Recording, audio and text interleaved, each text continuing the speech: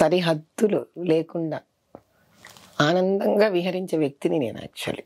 మనకు తెలియకుండా ఒక వయసులో మనం అంత భక్తి ఉంటే ప్రొటెక్ట్ అవుతాం. ఆ తర్వాత నేను ఒక ఏజ్లో తెలుసుకుంది ఏంటంటే, భక్తి నాకు చిన్నప్పుడు ఉండింది, కానీ మనకి దేవుడని ఒక నమ్మకం విపరీతంగా ఉన్న, భక్తిని రకరకాల మార్గంలో ఉన్న, మనకు తెలియకుండా ఒక వయసులో మనం అంత భక్తి ఉంటే ప్రొటెక్ట్ అవుతాం. ఇప్పుడు ఎగ్జామ్లో మనం చదవకపోతే మనం ఫెయిల్ అవుతాం. నన్ను టెంగే కొట్టాను దేవుడు అంటే ఎట వర్కౌట్ అవుతుంది. నా మనసుకి హత్తుకునే శివాలయాలు రెండు. ఒకటి మధురై, ఒకటి కాశీ. మధురై ఎందుకంటే మా మీనాక్షం ఉంది కాబట్టి, కాశీ ఎందుకంటే అది మా వారి పేరు కాబట్టి.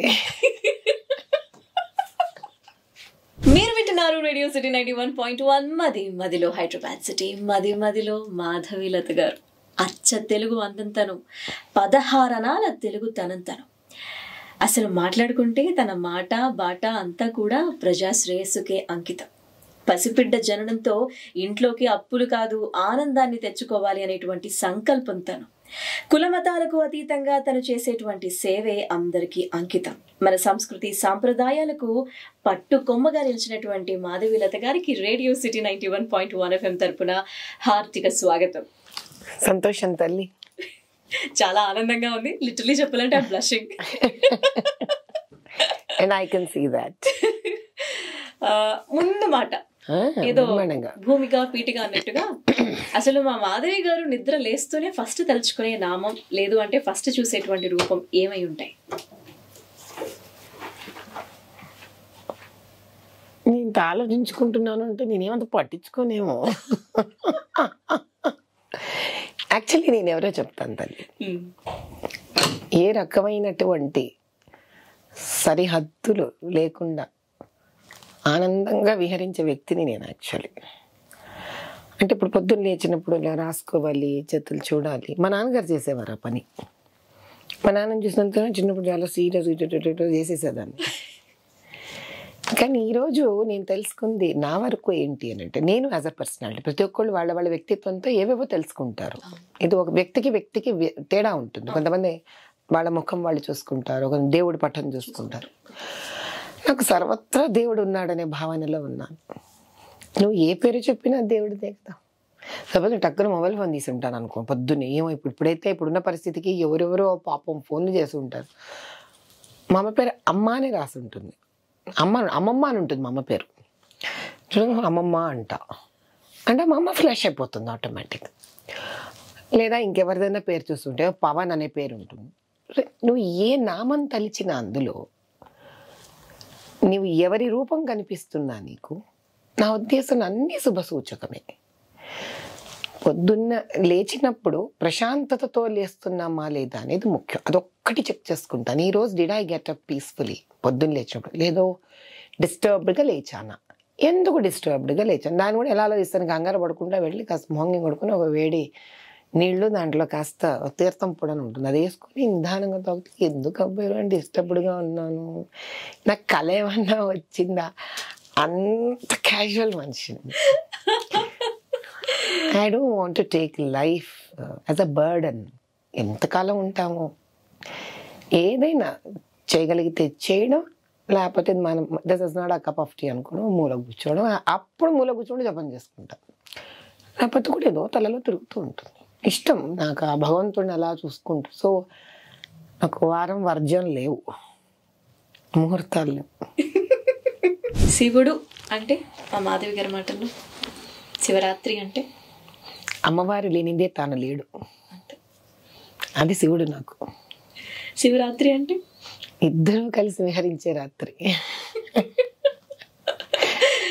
ఏదైనా ఒక టెంపుల్ ఉందా శివుడికి సంబంధించి మీరు ఎక్కువ వెళ్ళినటువంటి శివాలయం ఏదైనా? నేను వెళ్ళిన శివాలయం కన్నా నా మనసుకి హత్తుకునే శివాలయాలు రెండు.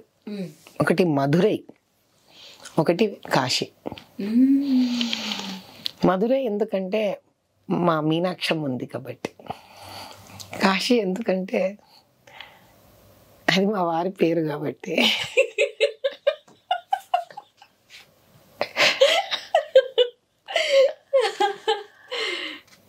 ఇక్కడ పార్వతం కనిపిస్తుంది.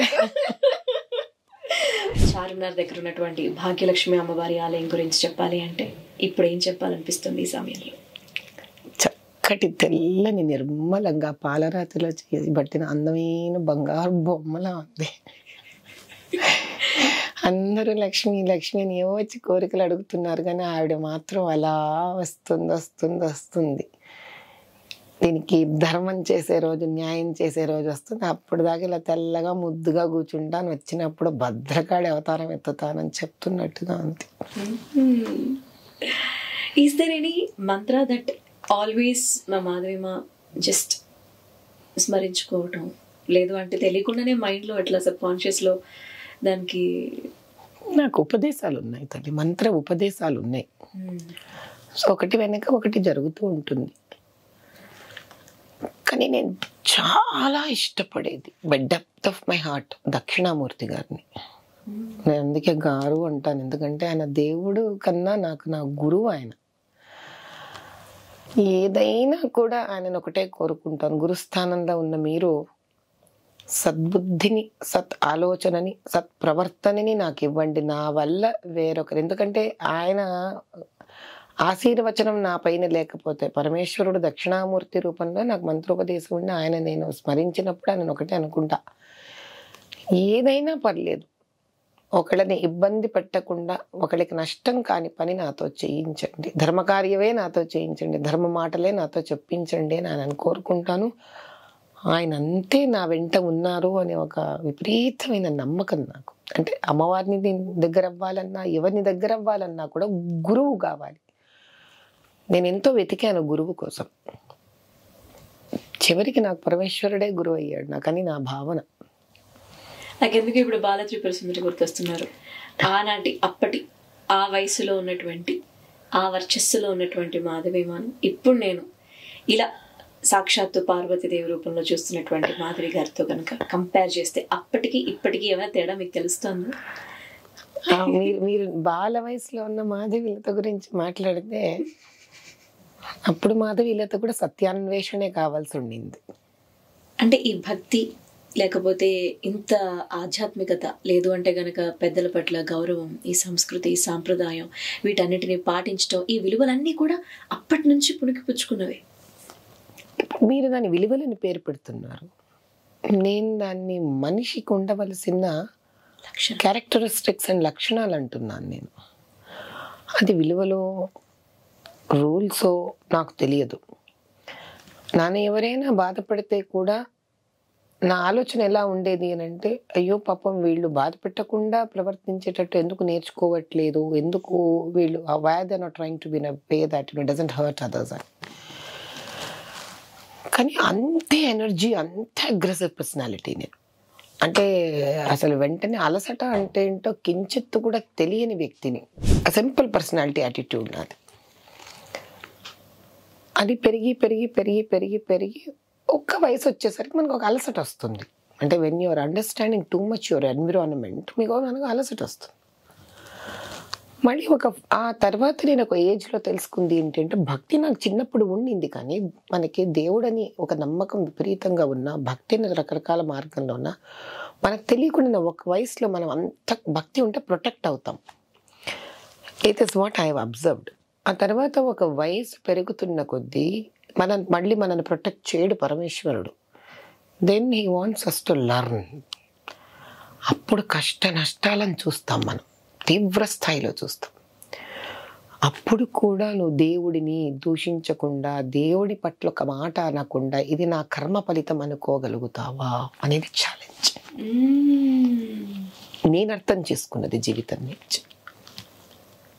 నేను అలాగే ఉండేదాన్ని, నేను బిలీవ్ చేసేదాన్ని వాటిలన్నింటినీ. ఇప్పుడు ఎగ్జామ్లో మనం చదవకపోతే మనం ఫెయిల్ అవుతాం. నన్ను నీకు టెంగే కొట్టాను దేవుడు అంటే ఎట వర్కౌట్ అవుతుంది? అమ్మ నాన్న నీకు డబ్బులు ఇచ్చాను, పాస్ కాకపోతే ఎలా అంటే ఎలా కుదురుతుంది? ఎవడేం చేసినా శ్రమపడేవాడు పద్ధతిగా శ్రమపడవలసిందే. అలా కర్మ ఫలితం కూడా అంతే. బుద్ధి కర్మానుసారం. ఆ బుద్ధి ఎక్కడి నుంచి వస్తుంది? యద్భావం తద్భవతి. సో ఇవన్నీ ఎంత ఇంటర్లింక్స్. లోకేంద్ర హైందవ ధర్మం ఎంత బ్యూటిఫుల్ అంటే, నువ్వు ఎలా ఆలోచిస్తే నీ కర్మలు ఎలా ఉంటాయి, నీ మనసు ఎలా ఉంటే నీకు అలాంటి భావన కలుగుతూ ఉంటుంది. ఆ భావం నుంచి నువ్వు కర్మ చేస్తావు, ఆ కర్మ మళ్ళీ గుద్దిస్తుంది. So ultimately I understood that unless you don't pick up the mark of dharma, you cannot have a clean action. ఆ క్లీన్ యాక్షన్ కావాలి అని అంటే నువ్వు ధర్మంగా ఆలోచించాలి. కానీ ఇవి చేసేటప్పుడు చాలా విచిత్రమైన విషయం ఏంటి అంటే యు ఆర్ టెస్టెడ్ మోర్. మనమేమో దేవుడు అంటాం, కానీ దేవుడు ఎవరు? ప్రొటెక్ట్ చేసేవాడు కదా. మరి మనని ఎవరు టెస్ట్ చేస్తున్నారు? మన చుట్టుపక్కల మన మనుషులే మనం టెస్ట్ చేస్తున్నారు. ఎందుకంటే వాళ్ళకి ఒక కైండ్ ఆఫ్ కాన్షియస్నెస్ వస్తుంది, ఒక గిల్టీ ఫీలింగ్ వస్తుంది, ఒక ఈగో ట్రిగర్ వస్తుంది. వీళ్ళేంటి ఇంత ఏదో ధర్మంగా నన్ను ఫీల్ అయిపోవడం ఏంటి, ఈ పాటి ధర్మం ఏంటి మనకి రాదేంటి? యాక్సెప్ట్ చేయడం అంత ఈజీ కాదు. మన ఎదురుగుండా ఒక ధర్మబద్ధమైన వ్యక్తి ఉంటే వ్యక్తిని మనం ఒప్పుకోవడం అంత సులువైన విషయం కాదు. కాబట్టి వాళ్ళే మీ సమస్య కింద మారడం మొదలు పెడతారు. అది త్వరగా పాకిపోతుంది మంచి కన్నా. ఒకళ్ళల్లా ఇద్దరల్లా ఎంతోమంది తయారవుతారు. అందుకే చాలామంది చేతకాక డిప్రెస్ అయిపోతారు. మీరు చూడండి, పాప కరెక్ట్గా ఉండేవాళ్ళు చదవంతనం కింద మారిపోతుంది. అలా వాళ్ళు సబ్మిసివ్ అయిపోయో సరెండర్డ్గానే అయిపోతారు, లేదా రెబేలియస్గానే అయిపోతారు. జనరల్గా ధర్మం పట్టుకొని వెళ్ళాలనుకున్న వాళ్ళు చాలా తక్కువ మందే దానికి నిలదొక్కుని నిలబడతారు. That is when probably you pass the examination of life. ఆ తర్వాత ఆటోమేటిక్గా మన మీద మనకి కోరిక తగ్గిపోతుంది. It's all a kind of a very slow and steady process that you have to withstand yourself to this kind of thought process. Radio City.